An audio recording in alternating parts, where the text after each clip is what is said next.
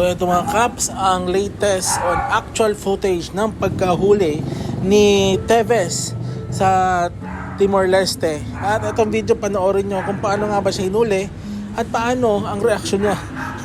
Nako, ang lupet, ang lupet. Maraming salamat sa mga otoridad na humuli at sana mauwi na po nang ligtas naman si Tevez sa Pilipinas.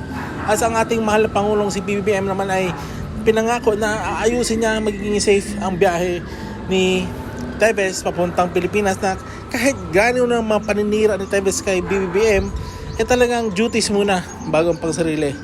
Kaya saludo ako sa inyo, ating Pangulong Bongbong Marcos. Thank you. Ito ang video.